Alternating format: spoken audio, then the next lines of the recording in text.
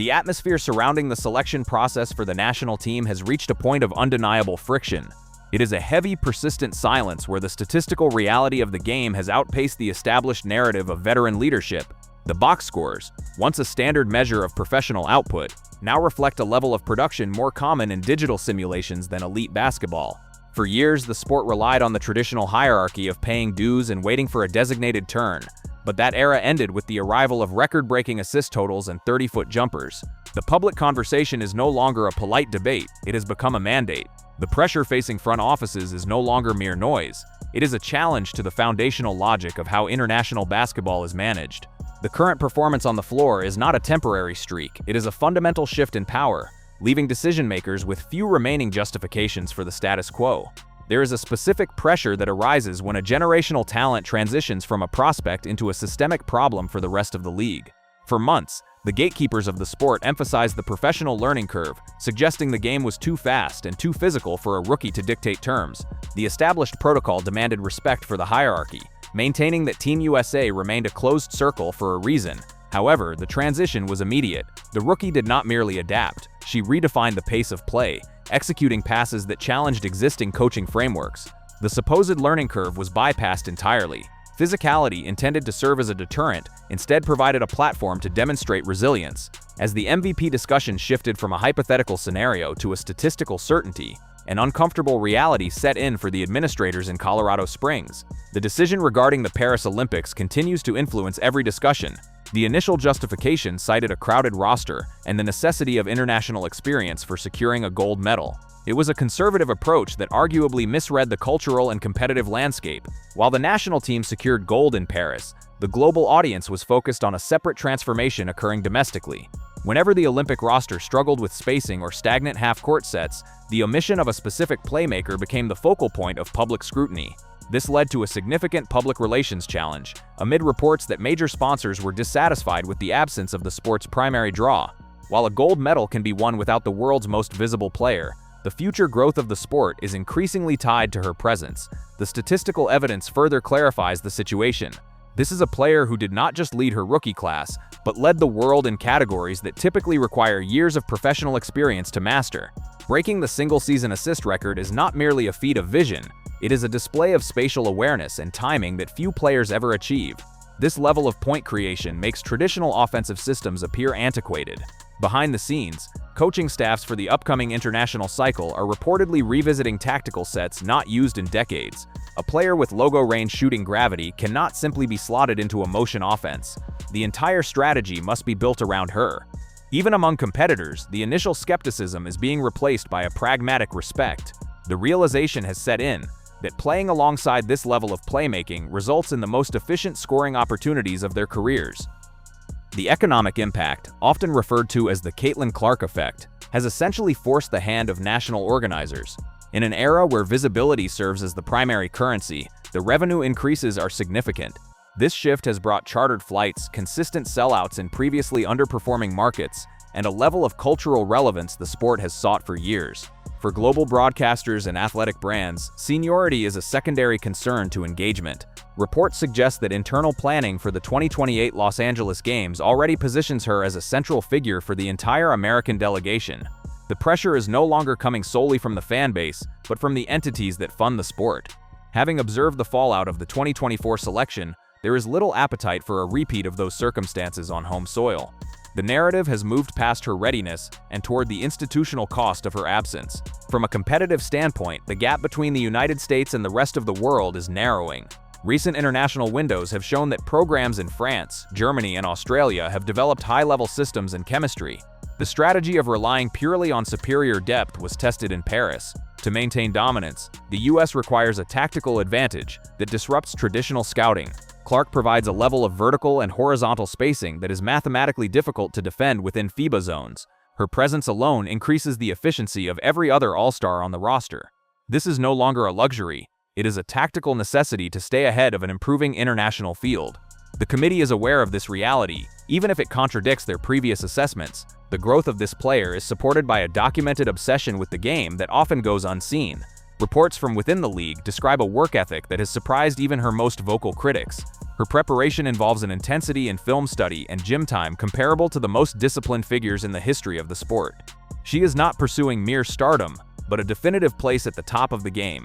When elite talent is paired with an uncompromising competitive edge and a relentless work rate, the position on the team is no longer a request, it is an inevitability. Early accusations that her rise was a product of media promotion have largely dissipated, as marketing cannot account for the breaking of all-time records. Those achievements were earned through consistent performance.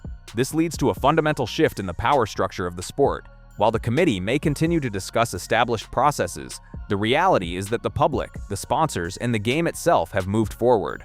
The recent MVP-level performance was not just a pursuit of an individual award, but a takeover of the professional narrative. Every appearance serves as a reminder that the traditional rules of progression no longer apply. The decision was essentially finalized the moment she entered the professional ranks and immediately impacted the game. Team USA is now looking at a matter of cultural and competitive survival. The next roster announcement will likely reflect this inevitable conclusion. The period of uncertainty has ended, and the era of Clark is now the established reality of the sport. The tactical shift initiated by this change in personnel is most evident in the defensive remapping now required by every team in the professional circuit. Traditionally, defensive schemes in the women's game were built on a foundation of interior containment and moderate perimeter pressure. The arrival of a playmaker with unlimited shooting range has effectively broken those traditional models. Opposing coaches are now forced to extend their primary defensive line to 40 feet, a requirement that creates immediate and structural vulnerabilities in the half-court. This expansion of the playing surface creates what analysts call offensive gravity, where the mere presence of a shooter at the logo pulls defenders away from the basket, leaving the paint open for high-percentage interior looks. For years, the league was characterized by physical, congested play in the lane, but the current evolution has turned the court into a wide-open landscape of transition opportunities and secondary breaks. The data suggests that the efficiency of secondary scorers on the roster has risen significantly, not because of a change in their own skill sets, but because the defensive attention required to contain the primary ball handler has left them consistently unguarded. This is a fundamental reimagining of basketball geometry that has rendered decades of scouting reports obsolete. Beyond the tactical implications, the financial leverage provided by this surge in popularity has altered the trajectory of the league's upcoming media rights negotiations. The timing of this cultural explosion coincides with a critical window for the WNBA as it seeks to secure a multi-billion-dollar broadcasting deal.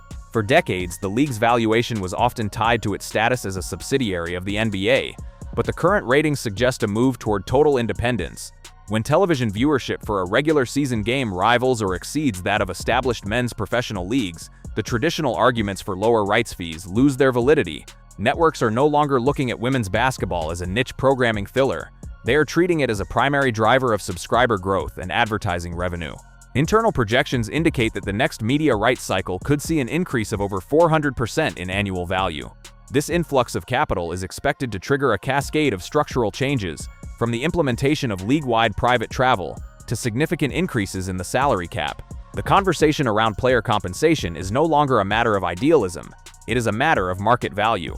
If a single player is responsible for a tripling of ticket sales and a massive spike in jersey merchandising, the existing rookie-scale contracts become a point of significant friction that the next collective bargaining agreement will have to address. The shift in logistical standards serves as a tangible marker of this new era. For years, the lack of chartered flights was a primary point of contention regarding player health and safety. The transition to private air travel was accelerated, not by a gradual policy change, but by the immediate security concerns and logistical hurdles created by the massive crowds following the 2024 rookie class. The sight of elite athletes navigating public airport terminals amidst hundreds of fans became a liability that the league could no longer ignore. This change represents more than just a convenience. It is a professionalization of the sport that brings it in line with the standards of the NBA and other global powerhouses. This evolution extends to the arenas themselves. Several teams have been forced to relocate their home games to larger venues to accommodate a demand that their original facilities were never designed to handle. In cities where 5,000 spectators was once considered a successful turnout, 20,000 seats are now being filled on a Tuesday night. The economic ripple effect on these local markets is substantial, with increased revenue for surrounding businesses and a heightened profile for the cities hosting these events. On the international stage, the pressure on the national committee to modernize its approach continues to mount. The global game is no longer a two-tier system, where the United States maintains an insurmountable lead over the rest of the world. Programs in Europe and Asia have spent the last decade closing the gap through rigorous youth development and a focus on cohesive team systems. The 2024 Olympic cycle demonstrated that pure athleticism is no longer a guaranteed path to gold when faced with disciplined, high IQ opponents. To maintain its historical dominance, the American program must integrate the very elements that are currently defining the professional game: high-volume perimeter shooting and elite-level playmaking. The committee's traditional reliance on seniority and defensive versatility is being challenged by a younger generation that prioritizes pace, space, and offensive creativity. The prospect of the 2028 Los Angeles Games has created a sense of urgency within the administration. Playing on home soil brings a level of scrutiny that cannot be mitigated by conservative roster decisions. The expectation is that the team will not only win, but do so in a manner that reflects the modern state of the sport. The cultural footprint of this transition is reflected in the changing demographics of the basketball audience. Market research indicates a massive influx of younger viewers and families who had previously not engaged with professional basketball. This new fan base is driven by a digital-first approach to consumption, where highlights and social media engagement carry as much weight as the live broadcast. The visibility of the sport has moved beyond the sports sections and into the broader cultural zeitgeist. When a player's statistical achievements are discussed on morning news programs and late-night talk shows, the sport has achieved a level of penetration that transcends traditional marketing boundaries. This visibility has also led to a significant increase in youth participation rates. Basketball camps and grassroots programs are reporting record enrollment, with a specific focus on the skill sets popularized by the current stars: long-range shooting and advanced ball handling. The long-term impact on the talent pipeline cannot be overstated. A generation of young athletes is currently modeling their game after a style of play that was considered an anomaly only 5 years ago. The scrutiny of the old guard has also shifted from skepticism to a form of forced adaptation. There was an initial period of resistance where former players and established commentators questioned whether the modern style could survive the physicality of the professional ranks. However, as the records began to fall, that narrative became increasingly difficult to sustain. The debate has moved from whether the talent is legitimate to how the league's history should be integrated with its future. There is a tension between honoring the legends who built the foundation of the league and acknowledging that the current growth is unprecedented. This friction is a natural part of any sport's maturation process. Just as the NBA underwent a transformation during the 1980s with the arrival of new stars who redefined the league's marketability, the WNBA is currently experiencing its own version of a golden age. The challenge for the league's leadership is to manage this growth without alienating its core supporters, while fully embracing the massive opportunities provided by the new audience. The anatomy of the modern game is being rewritten at the collegiate level as well. The success of the current professional stars has fundamentally changed the scouting and recruitment processes for major NCAA programs. Coaches are now looking for positionless players who can facilitate the offense from anywhere on the floor. The traditional roles of the point guard and the center are being blurred. We are seeing the rise of the connector, a player who possesses the size of a forward but the vision and shooting touch of a guard. This evolution is a direct response to the success seen at the professional level.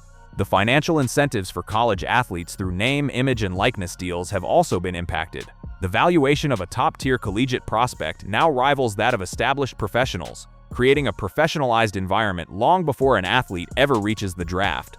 This prepares the modern rookie for the pressures of the professional game in a way that was not possible for previous generations.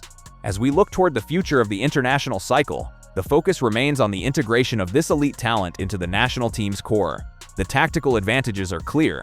A player who can force a defensive rotation simply by crossing half court provides a level of space that the national team's interior players have never experienced. In a FIBA environment where the three-point line is shorter and the lane is often more congested, the ability to stretch the defense is the ultimate competitive advantage.